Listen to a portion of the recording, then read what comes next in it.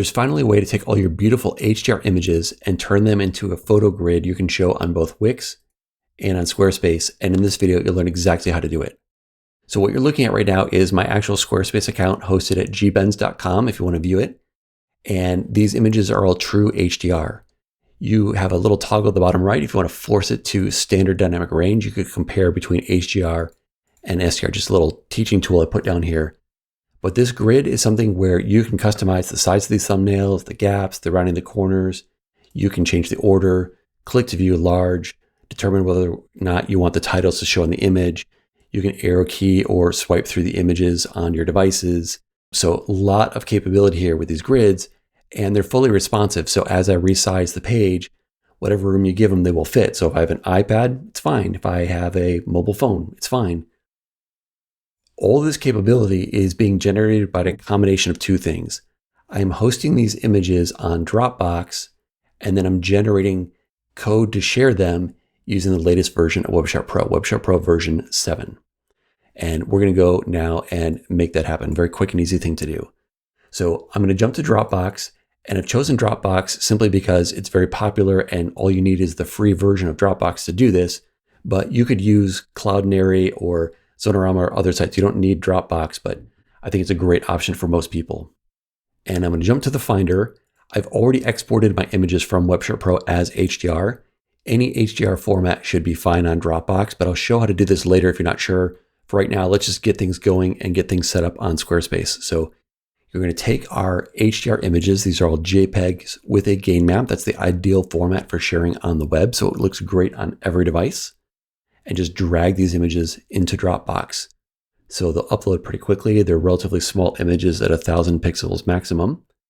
And then all I need to do is create sharing links for each of these images and provide them to WebSharp Pro so it can make the code for Squarespace. So let's jump to Photoshop. And in the latest version of WebSharp Pro, at the top right flyout menu, you have this HDR tools section, which is new in version 7. This is all about new ways to share your images on the web, such as creating a new HDR video you could post as a reel on Instagram or post on Facebook, or you can put it on your Apple TV or YouTube. And then next up is the one we're going to use, which is to share HDR on Squarespace, Wix, etc. And the etc. really is just indicating that there's nothing special about Wix or Squarespace. Any website where you can post custom code will work. So you can use this anywhere you like as long as you can post your own custom code. So we'll click on this, and it opens up our editor where we're going to post in the URLs from Dropbox, and then we'll have a preview that we can customize with the controls here. Now, by default, you're probably seeing a light preview. I like kind of a dark theme, so I'm just viewing it this way. Let's generate the URLs we need for this. So we're going to go back to Dropbox, and what you want to do is right-click on a single image to copy its sharing link. If I right-click with multiple selected, you see a short list of options. Just click so none are selected, then come back, right-click, and you want to copy link. This generates a link to a page showing the image. It's not quite the actual JPEG itself, but this link is something that WebSharp Pro knows how to handle, and it will convert into the correct link. So we'll jump back to WebSharp Pro, just click the image URL, hit Command V to paste, and you can see it's going to populate our preview with the one image we've told it to share so far. So all we have to do is just go back and keep grabbing more URLs so we get all of our images. So let's go back, right-click on the next one, copy the link, come back, just pick a new row or a comma to separate it, and just paste. We get the next image, and just keep going. So I'm going to go and copy each of these, maybe give myself a little more room to paste, and just keep going through this. Now this part is obviously a little bit tedious.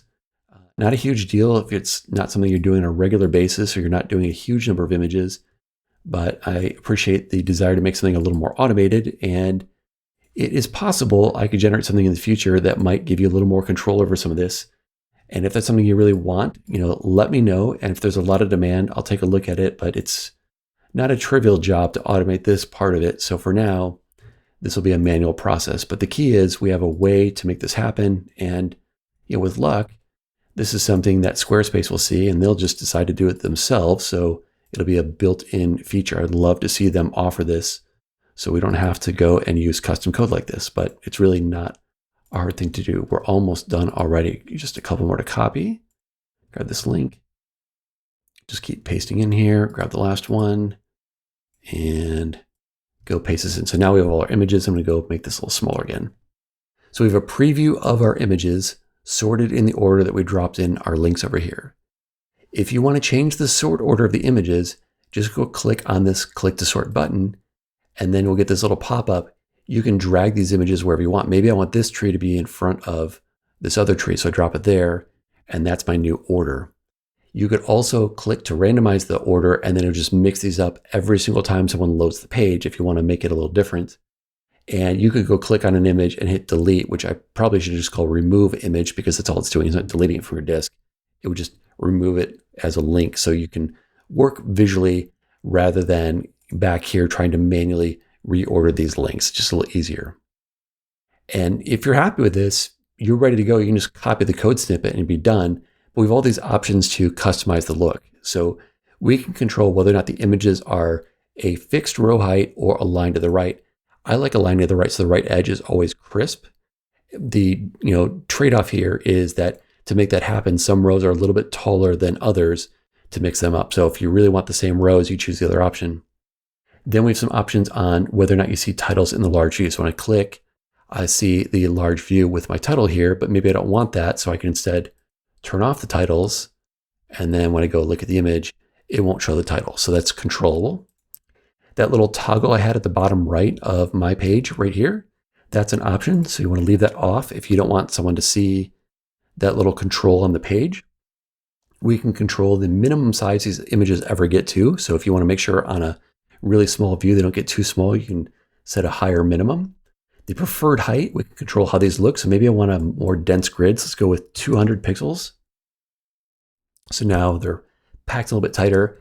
And maybe I don't want these gaps in the rounding of the corners. Maybe I really want to make this a packed Mason grid. So I can set my gap down to 0. And then of course I've got the rounded corners. I want to turn that off by turning off the radius. And at this point, things are looking pretty good to me. I've got a border. Maybe I don't want that. So I'm going to turn that off. Now I don't have that in that bottom corner there. Just a nice, clean, different look than what we started with there. So I think that looks great. When you're happy, just click the copy code snippet. If you really want, you can click show code and you see the underlying HTML and JavaScript here. It's extensive. You don't need to understand any of it. All you need to do is click copy code snippet and you're good to go. So now we just go back to the browser and we're already done with Dropbox. We want to go to Squarespace. In the editor, we need to paste in that code. So this is my existing web page with the old design. What I want to do now is click edit. And on this page here, I've got my embedded script here. And let's just go and delete it so you can see the process. I'm going to go and delete it from my page. So now I'm just back to some simple text. I want to go and add a block. And what you're looking for is the code block. This is where you can put in custom HTML and JavaScript. So click that, and then you can resize this to fit whatever space you want on the page. And I will warn you that every time you paste in code, there's a bug in the way that this works in Squarespace. It'll resize the space. So it'll probably change once I punch in the code. But I'm going to go in here and I want to just take the code they pre-populate, delete it, and hit Command or Control V to paste in the code we copied from Web Sharp Pro. And once you do that, you're set. Now, it did resize this a little bit. So I want to make sure it goes all the way to the bottom of the page. I don't want to have my page showing white at the bottom. I want it to look like this.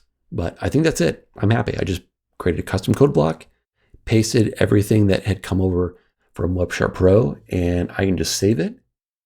And I can exit it. If you want to preview it live here, you'll see the view in the Squarespace editor, or let's just go to my actual page, hit Command R to reload it. And you'll be able to see this on geekbench.com. Here is my new grid. Again, still fully responsive with all the controls. And now there's no longer titles and there's no longer that little toggle at the bottom. Looks like I still have that white. Let's go make one quick change there. Let's go back to the editor, edit it. Like I said, this code block is pretty frustrating. It keeps resizing. Just take that section, drag it all the way to the bottom. Let's try that, save that, and let's reload. And didn't quite get it. So I'm going to go and in this editor, let's go bring my photos to the bottom. Let's scroll down and just push this all the way down. I don't know why it does this. It's kind of a weird aspect of Squarespace. Refresh the page, try one more time here. And I know how to do it. I just don't want to waste your time watching something silly like this. we just keep scrolling this down further. There we go. Now when you see that black below the fold, I think that's the key sign that I got it. Refresh this, and there we go. Now it looks the way I want. So that's your HDR grid. You would follow basically the same process on Wix or any other editor to create your own custom layout there as well. What about these images though, right? So I already created these HDR images. What about creating your own? So let's start all the way from the beginning, creating those images. So jumping back to Photoshop and Web Sharp Pro, I just need to set this up to process my images. Now I could open up my images here and then click export one at a time or batch process them. What I'm going to do in this case instead is send them over from Lightroom and process all of them in one shot. That just makes my life simpler. So we need to first set this up before we send the images from Lightroom. So in settings, go to the file tab, and the key thing is we want the right HDR file format. For the web, JPEG with a gain map is the way to go these days. That will give you something that looks great on every device, whether or not it has HDR support or even understands what HDR is. And then for color space, I would pick P3 because it's well supported and will look great. We're not going through another service that's going to strip our profile, so there's no reason to use the more restrictive sRGB. Other than this, the other option you probably want to consider is enhance SDR to HDR, simply because if your source image is not already HDR, this will then convert it, which in my case is going to be all the images I use. They're old edits that were not HDR, so I'm going to go and process them through Web Sharp Pro to make them HDR. Now, when you're working with this, you might want to use the leave image open workflow where you can control where the HDR effect is applied. I show that in some of my other videos, so I'm not going to really cover that here. Let's just auto process everything with these settings. So that's the right file format. The other piece is going to be the file size. If we go stick with original ratio, what will happen is I would go pick a width or a height, and then it would just automatically resize to fit. But if I'm mixing up tall and wide images in the same export, this won't give a very good result because I probably don't want a 1000 pixel wide panorama next to a tall portrait that's also 1000 pixels wide, but now super tall. Instead, go to the resize to fit max, keep full image. When you choose this, it will bound it to no more than 1000 pixels wide and no more than 1000 pixels tall, just whatever fits within that space, keeping the full image. So this will look great. So we're all set on Web Sharp Pro. And like I said, rather than invoking from this end of things in Photoshop, I'm going to drive it from Lightroom. So back in Lightroom, I want to go and hit Command A to select all my images, go to export, and my files are on an external drive, but since I don't need super high res, I'm just going to work off the smart previews. And then I have this WSP batch preset that I've already created.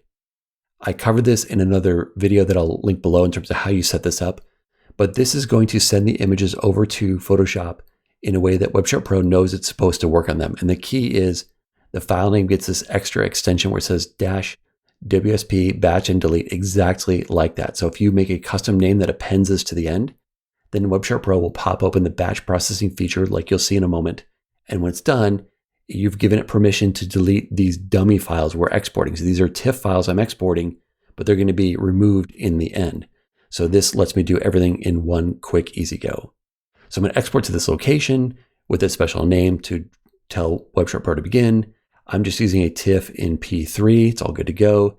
I don't need to resize it. We'll do that in Web Sharp Pro, and it's just going to open up in Photoshop. So we'll click export, and I'm not going to do anything here. It's just going to process in real time, just that quick. It's ready to go, and it's popped up asking me how I want to process these images because it sees they all had that special naming convention. At this point, we've already set up Web Sharp Pro, so I can use the current settings. If you were to save your own custom settings, you'd see more options here and you could choose them. So you could work with different types of exports if that's what you need. But we've already set it up, so we're good to go. I'm going to click to process the images. And now it's just going to go through each image, resize it as we've requested it, sharpen as we requested, enhance it to HDR, do all that work. And I'm just going to let it run for a second. And when it's done, I'll show you the output. And here you can see it's finished up. It's just letting me know that it's going to go ahead and delete the files if I give it permission. I'm going to say, yep, clean them up. And it's showing me the export. So here are all the images we just exported, which are basically the same images we used for the earlier part of the demo, just that in these images, I did not add that little logo that says HDR in the corner. So it's just a cleaner version of the images. But that is the whole workflow. Just take the images, bring them to Dropbox, copy those sharing links into Webshop Pro, and then copy the snippet from Webshop Pro to Squarespace or Wix or whatever you use, and you will have HDR on your site. Now to learn more about HDR, click to this next video.